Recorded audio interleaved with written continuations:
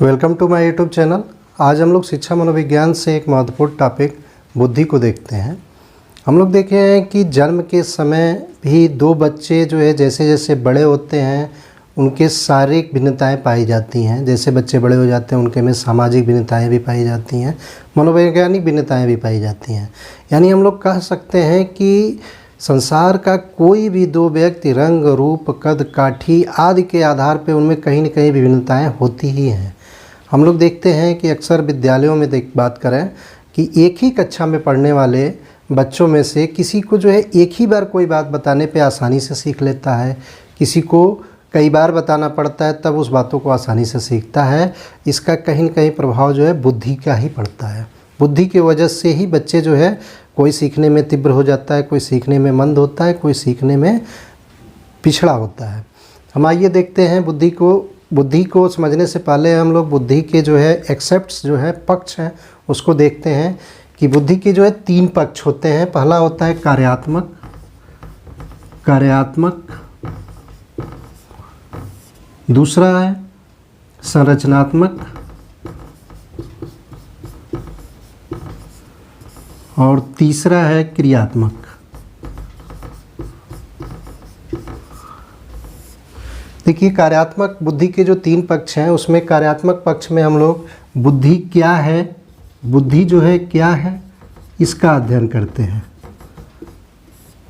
संरचनात्मक पक्ष में बुद्धि की संरचना या सिद्धांत की बात करते हैं। बुद्धि के सिद्धांत की चर्चा की जाती है।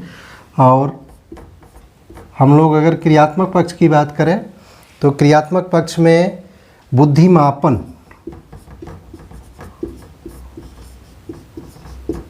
या बुद्धि परीक्षण का अध्ययन करते हैं। तो ये बुद्धि के जो है तीन पक्ष हैं, कार्यात्मक पक्ष, संरचनात्मक पक्ष और क्रियात्मक पक्ष। हम लोग देखते हैं कि जब हम लोग कहीं बात करते हैं, किसी से पूछते हैं कि आखिर ये बुद्धि क्या है, तो लोग जो है बुद्धि के समानार्थक शब्दों, जैसे समानार्थक शब्दों में हम लोग देखते हैं कि लोग कोई कहता है कि उसकी योग्यता काफ़ी अच्छी है, उसका मस्तिष्क काफ़ी अच्छा है, वो काफ़ी श्रेष्ठ है। यानी हम लोग बात करते वक्त देखते हैं कि कहने वाला कि अमुक बालक बहुत बुद्धिमान है, हम अगर किसी से कहते हैं, आपसे कहते हैं कि अमुक बालक काफ़ी बुद्धिमान है, तो हम इस चीज़ को समझते हैं, आप समझते हैं, लेकिन बुद्धि को कोई परिभाषित नहीं कर पाता है। इसी पे जो है 1921 में, डेट ध्यान रखेंगे, 1921 में journal of education psychology, America में जर्नल ऑफ एजुकेशन साइकोलॉजी में 14 मनोवैज्ञानिकों का एक लेख निकला जिसमें सब मनोवैज्ञानिक अपने अपने हिसाब से बुद्धि को परिभाषित करने का प्रयास किए थे। इसी समय एक मनोवैज्ञानिक थे जिनका नाम है फ्रीमैन। क्या नाम है? फ्रीमैन ने बुद्धि को यहाँ परिभाषित करने का प्रयास किया है। इससे पहले थोड़ा सा हम आपको एक चीज़ बताना चाहेंगे कि बुद्धि जो है मूर्त होती है कि अमूर्त होती है। मूर्त इन सेंस जो वस्तुएं हमें दिखाई देती हैं, जिसे हम सूंघ सकते हैं, सुन सकते हैं, टेस्ट कर सकते हैं, टच कर सकते हैं। यानी मूर्त तो बुद्धि है नहीं, बुद्धि जो है अमूर्त होती है। बुद्धि की अमूर्तता के लिए जैसे हम लोग देखते हैं कि एक ईमानदार व्यक्ति अगर कोई ईमानदारी पूर्वक व्यवहार करता है तो हम लोग कहते हैं कि वह व्यक्ति ईमानदार है। हम लोग ईमानदार व्यक्ति को देखते हैं, ईमानदारी को नहीं देखते हैं। इसी तरह से बुद्धिमत्तापूर्ण कार्य किए जाने पे, बुद्धिमत्तापूर्ण जो व्यक्ति कार्य करता है, हम उस व्यक्ति को देखते हैं, हम लोग बुद्धि को नहीं देखते हैं। यानी हम लोग ना बुद्धि को स्पर्श कर सकते हैं न टच कर सकते हैं। बुद्धि जो है एक अमूर्त होता है। आइए हम लोग फ्रीमैन के अनुसार देखते हैं। फ्रीमैन ने जो है बुद्धि को जो है तीन भागों में डिवाइड किया है। पहला इन्होंने बताया है सीखने की योग्यता के रूप में बुद्धि, सीखने की योग्यता के रूप में बुद्धि। इन्होंने जो ये जर्नल ऑफ एजुकेशन साइकोलॉजी 1921 में जो तमाम लेख निकले थे 14 मनोवैज्ञानिकों के, उनको लेखों का जो है अध्ययन करके 3 भागों में डिवाइड किया। पहला इन्होंने बताया सीखने की योग्यता के रूप में बुद्धि, दूसरा समायोजन की योग्यता के रूप में बुद्धि, समायोजन की योग्यता के रूप में बुद्धि, और तीसरा जो है इन्होंने बताया अमूर्त चिंतन की योग्यता के रूप में बुद्धि। अमूर्त चिंतन की योग्यता के रूप में बुद्धि को इन्होंने बताया है। तो इस तरह से फ्रीमैन ने 1921 में जो लेख आया था जर्नल ऑफ एजुकेशन साइकोलॉजी, जिसमें 14 मनोवैज्ञानिकों के जो है लेख आए थे, उनके आधार पे बुद्धि को परिभाषित करने का प्रयास किया है कि बुद्धि को 3 रूपों में इन्होंने बताया है।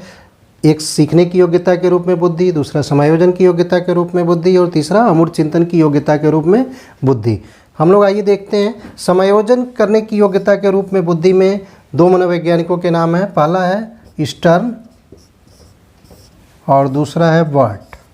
इन दोनों लोगों की डिफिनीशन को देखते हैं, समझेंगे हम लोग कि समायोजन यानी किसी भी परिस्थिति में अगर व्यक्ति अपना समायोजन कर लेता है तो क्या कहलाता है, बुद्धिमान कहलाता है। जैसे हम लोग एक बच्चे को देखते हैं जब पहली बार विद्यालय जाता है तो वह बच्चा जो नवीन परिस्थिति, नवीन वातावरण उसके सामने मिला हुआ है, उसमें अगर अपना ठीक ढंग से समायोजन कर लेता है तो उस बच्चे को उस विद्यालय के टीचर और उसके साथ के जो है क्या कहते हैं कि वो बच्चा बुद्धिमान है। इसी पे जो है 2 मनोवैज्ञानिकों के डिफिनीशन है। स्टर्न की डिफिनीशन है, उन्होंने कहा है कि नवीन परिस्थितियों तथा समस्याओं के साथ समायोजन करने की सामान्य योग्यता है। स्टर्न ने बुद्धि की क्या कहा है, बुद्धि नवीन परिस्थितियों तथा नवीन समस्याओं के साथ समायोजन करने की जो है सामान्य योग्यता है। और बर्ट ने कहा है कि बुद्धि नवीन परिस्थितियों तथा नवीन समस्याओं के साथ समायोजन करने की जन्मजात योग्यता होती है। दोनों में माइन्यूट डिफरेंस है। स्टर्न ने कहा है समायोजन करने की जो है सामान्य योग्यता है, नवीन परिस्थितियों तथा नवीन समस्याओं के साथ समायोजन करने की सामान्य योग्यता है। और बर्ट ने क्या कहा है कि नवीन परिस्थितियों तथा नवीन समस्याओं के साथ समायोजन करने की जन्मजात योग्यता होती है। ये तो था हम लोग समायोजन की योग्यता के रूप में बुद्धि को देखे हैं। अब हम लोग देखते हैं सीखने की योग्यता के रूप में बुद्धि। इस पे जो है हम पहले बताए हैं आपसे कि अगर कोई बच्चा विद्यालय में पहली बार जाता है, अगर नवीन वातावरण जो उसे मिला है उसमें अगर समायोजन कर लेता है तो क्या होता है, बहुत सारी चीज़ों को धीरे धीरे बच्चा सीखना शुरू कर देता है। इस पे जो है 2 लोगों के डिफिनीशन को हम लोग देख लेते हैं। एक है बर्किंघम और एक है डियरबोर्न। डियरबोर्न सीखने की योग्यता के रूप में बुद्धि में बर्किंघम ने क्या कहा है कि बुद्धि सीखने की योग्यता है। इनकी सबसे छोटी डिफिनीशन है, बुद्धि सीखने की योग्यता है। और डियरबोर्न महोदय ने कहा है कि बुद्धि अधिगम करने यानी सीखने, बुद्धि अधिगम करने तथा अधिगम से प्राप्त अनुभवों से लाभ उठाने की सामान्य योग्यता है। ध्यान देंगे, बर्किंघम ने क्या कहा है, बुद्धि जो है सीखने की योग्यता है, और डियरबोर्न ने क्या कहा है, बुद्धि अधिगम करने तथा अधिगम के फलस्वरूप प्राप्त परिणामों से, प्राप्त अनुभवों से लाभ उठाने की जो है सामान्य योग्यता है। तो इस तरह से हम लोग समायोजन करने की योग्यता के रूप में बुद्धि और सीखने की योग्यता के रूप में बुद्धि को देखे हैं। आइए हम लोग तीसरे रूप में देखते हैं जो फ्रीमैन ने डिवाइड किया था, अमूर्त चिंतन की योग्यता के रूप में बुद्धि। इस पे 2 लोगों की डिफिनीशन देखेंगे हम लोग। एक है बीने, अल्फ्रेड बीने का नाम आप लोग सुने होंगे, सबसे महत्वपूर्ण मनोवैज्ञानिक हैं इस टॉपिक के, बीने। और दूसरा है बीने के बाद जो है टर्मन।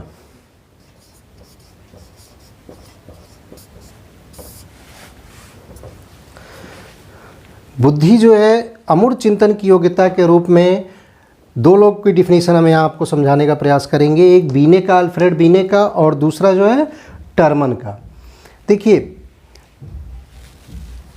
अगर हम बात करते हैं अमूर्त चिंतन की बातें, यानी शाब्दिक और आंकिक संकेतों का अगर कोई व्यक्ति समुचित प्रयोग कर लेता है तो उसे क्या कहते हैं, बुद्धिमान कहते हैं। जैसे एक विद्यालय में बच्चा गया पहली बार, तो वो क्या कर रहा है, जो नवीन वातावरण मिला है, नवीन परिस्थिति मिला है, उसके साथ समायोजन करता है। समायोजन के फलस्वरूप वो उस एटमॉस्फेयर में जो भी चीज़ें सिखाई जाती हैं उसको आसानी से सीख लेता है। और जब सीखता है तो बहुत सारे शब्द, संकेत और प्रत्यय उसके सामने आते हैं, बहुत सारे सिंबल आते हैं, गणितीय आते हैं, शाब्दिक प्रत्यय आते हैं, उन सबको सीख लेता है और उनका अगर वो समुचित प्रयोग कर लेता है तो क्या कहलाता है, वह बुद्धिमान कहलाता है। यानी अमूर्त चिंतन की योग्यता के रूप में क्या होगा कि शब्दों, संकेतों और प्रत्ययों का समुचित प्रयोग करने वाला व्यक्ति जो है बुद्धिमान कहलाता है। इस पे दो लोगों की डिफिनीशन है। पहला है बीने।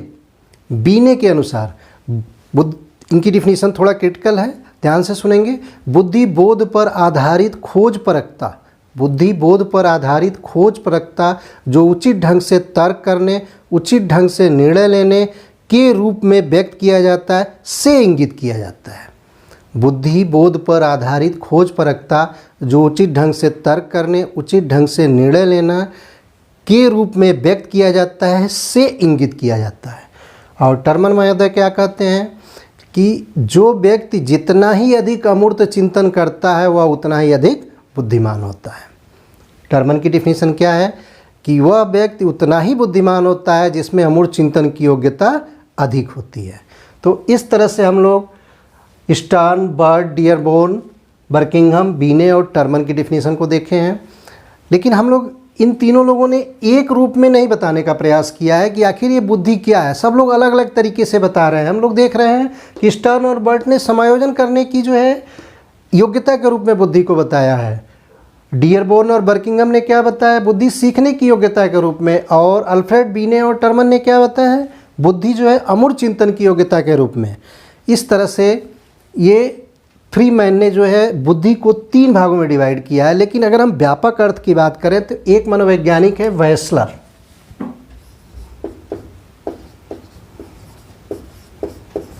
वेस्लर महोदय ने कहा है व्यापक अर्थ में अगर बात करें या बुद्धि को ठीक ढंग से एक ही साथ इन तीनों को मिला के समझाने का प्रयास करें तो वो डिफिनीशन वेस्लर महोदय की आई है। हम लोग आइए व्यापक अर्थ में अगर बुद्धि की बात करें तो वेस्लर की परिभाषा जो है सटीक रहेगी। हम आपको पहले बताए हैं कि अगर कोई बालक पहली बार विद्यालय जाता है तो नवीन परिस्थितियों के साथ समायोजन करता है। जैसे वो समायोजन करना शुरू करता है वो क्या करता है, उस एटमॉस्फेयर से बहुत सारी चीज़ें धीरे धीरे सीखने लगता है। सीखने के दौरान उस बच्चे को बहुत सारे शब्द, संकेत और प्रतीक मिलते हैं और उन शब्दों, संकेतों और प्रतीकों का समुचित प्रयोग करने लगता है, यानी वह अमूर्त चिंतन करने लगता है, तो वह बालक बुद्धिमान होता है। यानी अगर किसी बालक में या किसी व्यक्ति में समायोजन करने की योग्यता के साथ सीखने की योग्यता और अमूर्त चिंतन की योग्यता हो तो वह व्यक्ति क्या कहलाएगा, बुद्धिमान कहलाएगा। तो इसी पे जो है वेस्लर महोदय ने कहा है, इनकी जो डिफिनीशन है कि बुद्धि किसी व्यक्ति के द्वारा उद्देश्यपूर्ण ढंग से कार्य करने, तार्किक चिंतन करने तथा वातावरण के साथ प्रभावपूर्ण ढंग से क्रिया करने की सामान्य योग्यता होती है। एक बार हम फिर रिवाइज कर दे रहे हैं कि बुद्धि किसी व्यक्ति के द्वारा उद्देश्यपूर्ण ढंग से कार्य करने, तार्किक चिंतन करने तथा वातावरण के साथ प्रभावपूर्ण ढंग से क्रिया करने की सामान्य या सामूहिक योग्यता होती है। तो इस तरह से हम लोग बुद्धि को समझने का प्रयास किए हैं। आगे हम लोग लगे हाथ एक और टॉपिक देख लेते हैं। इसमें हम लोग यहाँ देखे हैं कि बुद्धि के जो 3 पक्ष हैं, कार्यात्मक पक्ष, संरचनात्मक और क्रियात्मक पक्ष। कार्यात्मक पक्ष में बुद्धि क्या है, हम लोग इसी में बुद्धि के प्रकार को भी देख लेते हैं। अगले टॉपिक में हम लोग बुद्धि की संरचना और बुद्धि के सिद्धांत को देखेंगे। और फिर हम लोग क्रियात्मक पक्ष में बुद्धि मापन, जिसमें IQ वगैरह की बात आएगी, इंटेलिजेंस कोशेंट, बुद्धिलब्धि वगैरह की बात करेंगे हम लोग, और बुद्धि परीक्षण की बात करेंगे। आइए हम लोग देख लेते हैं बुद्धि के प्रकार।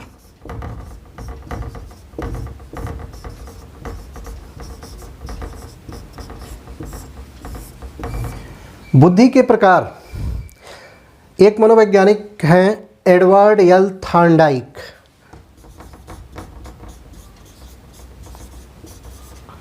थॉर्नडाइक महोदय ने बुद्धि को 3 भागों में डिवाइड किया है। पहला सामाजिक बुद्धि, दूसरा मूर्त और तीसरा अमूर्त बुद्धि। थॉर्नडाइक ने बुद्धि को जो है 3 प्रकार में डिवाइड किया है। बुद्धि कितने प्रकार का बताया थॉर्नडाइक महोदय ने? 3 प्रकार का। पहला सामाजिक बुद्धि, दूसरा मूर्त और तीसरा अमूर्त बुद्धि के रूप में अमूर्त बुद्धि बताया है। हम लोग आइए देखते हैं सामाजिक बुद्धि क्या होती है। अगर हम या कोई व्यक्ति अपनी बात को ठीक ढंग से दूसरे को समझा सके या उसकी बात को ठीक ढंग से समझ सके, या दोनों, ध्यान से सुनेंगे, कोई व्यक्ति अपनी बातों को ठीक ढंग से समझा सके और दूसरे की बातों को ठीक ढंग से समझ सके, वह सामाजिक बुद्धि का व्यक्ति होता है। इसके एग्जाम्पल आपको हम बता दें कि नेता, लीडर क्या होता है, वो लोग अपनी बातों को जनता के सामने अच्छी तरह से अभिव्यक्त कर लेते हैं और उनके हाव भाव और मनोदशा को समझ के अच्छी तरह से समझ लेते हैं। तो इस तरह के बुद्धि वाले व्यक्ति जो है सामाजिक बुद्धि के व्यक्ति कहलाते हैं। दूसरा देखते हैं मूर्त बुद्धि। मूर्त बुद्धि क्या होता है? मूर्त मीन्स जो हमें वह वस्तुएं जो हमें प्रत्यक्ष रूप से दिखाई देती हैं। जैसे हम लोग देखते हैं कि एक कार मैकेनिक है, एक मोटर मैकेनिक है, वह जितने भी मूर्त वस्तुएं होती हैं, एक कारपेंटर है, उसके सामने सारी चीज़ें मूर्त होती हैं। उन मूर्त चीज़ों का अगर वह व्यक्ति समुचित प्रयोग कर लेता है तो वह मूर्त बुद्धि वाला व्यक्ति कहलाता है। और तीसरे रूप में हम लोग देखेंगे कि अमूर्त चिंतन, यानी शब्दों, संकेतों, प्रतीकों का अगर कोई व्यक्ति समुचित प्रयोग करता है तो वह अमूर्त बुद्धि वाला व्यक्ति कहलाता है। जैसे एक दार्शनिक, एक इंजीनियर, एक साइंटिस्ट, ये सब क्या होते हैं? ये सब अमूर्त बुद्धि वाले व्यक्ति होते हैं। तो इस तरह से हम लोग बुद्धि के प्रकार में देखे हैं। थॉर्नडाइक महोदय ने बुद्धि के प्रकार बताया 3 प्रकार में, सामाजिक बुद्धि, मूर्त बुद्धि और अमूर्त बुद्धि। एक बार हम इस चीज़ को फिर से रिवाइज कर देंगे कि बुद्धि के जो है 3 एक्सेप्ट्स होते हैं, कार्यात्मक, संरचनात्मक और क्रियात्मक। कार्यात्मक में हम लोग बुद्धि क्या है का अध्ययन करते हैं, संरचनात्मक में बुद्धि की संरचना और बुद्धि के सिद्धांत का अध्ययन किया जाता है, क्रियात्मक पक्ष में जो है बुद्धि मापन और बुद्धि परीक्षण का किया जाता है।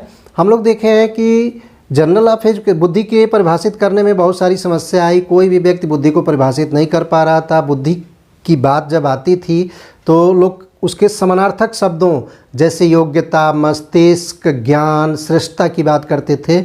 हम लोग 1921 में अमेरिका में जर्नल ऑफ एजुकेशन साइकोलॉजी में 14 मनोवैज्ञानिकों के लेख आए। उन लेखों का जो है विस्तृत अध्ययन करने के बाद से एक मनोवैज्ञानिक है फ्रीमैन ने बुद्धि को 3 भागों में डिवाइड किया। पहला समायोजन की योग्यता के रूप में, दूसरा सीखने की योग्यता के रूप में और तीसरा जो है अमूर्त चिंतन की योग्यता के रूप में बुद्धि को परिभाषित किया।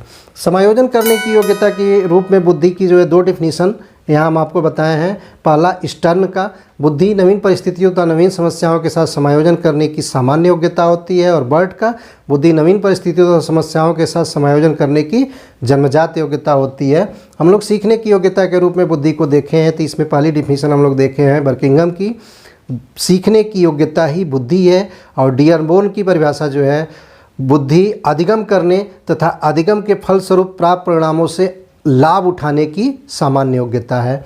हम लोग देखें अमूर्त चिंतन की योग्यता के रूप में बुद्धि, इसमें हम लोग 2 डिफिनीशन देखे हैं। एक देखे हैं अल्फ्रेड बीने का और दूसरा टर्मन की डिफिनीशन देखे हैं। बीने की डिफिनीशन है बुद्धि बोध पर आधारित खोज परखता जो उचित ढंग से तर्क करने, उचित ढंग से निर्णय लेने के रूप में व्यक्त किया जाता है, से इंगित किया जाता है। और टर्मन महोदय कहते हैं कि जो व्यक्ति जितना ही अधिक अमूर्त चिंतन करता है वह उतना ही बुद्धिमान होता है। हम लोग जनरली देखे हैं कि अगर एग्जाम्पल स्वरूप देखें हैं कि अगर एक बच्चा पहली बार विद्यालय जाता है, नवीन परिस्थिति मिलती है, विद्यालय का नवीन वातावरण मिलता है, उसमें अगर समायोजन करने लगता है तो क्या होता है, वो बहुत सारी चीज़ें धीरे धीरे सीखने लगता है। सीखने के दौरान उसे बहुत सारे शब्द, संकेत और प्रत्यय मिलते हैं उसके सिलेबस के अकॉर्डिंग, जो उसका सिलेबस रहता है उनका अगर वो जीवन में अपने समुचित प्रयोग करना प्रारंभ कर देता है तो कहते हैं कि वो बच्चा अमूर्त चिंतन कर रहा है, या अमूर्त चिंतन की योग्यता के रूप में बुद्धि को परिभाषित करते हैं। इन तीनों को एक साथ मिलाने पे हम लोग देखे हैं कि एक मनोवैज्ञानिक है, अगर व्यापक अर्थ में बुद्धि की बात करते हैं तो यहाँ पे हम लोग देखे हैं कि किसी बैचलर महोदय ने कहा है कि किसी व्यक्ति के द्वारा उद्देश्यपूर्ण ढंग से कार्य करने, तार्किक चिंतन करने तथा वातावरण के साथ प्रभावपूर्ण ढंग से क्रिया करने की सामूहिक योग्यता होती है बुद्धि। इस तरह से हम लोग बुद्धि के जो है परिभाषित करने का यहाँ प्रयास किए। हम लोग बुद्धि के प्रकार में एडवर्ड एल थॉर्नडाइक महोदय ने बुद्धि को 3 भागों में डिवाइड किया है।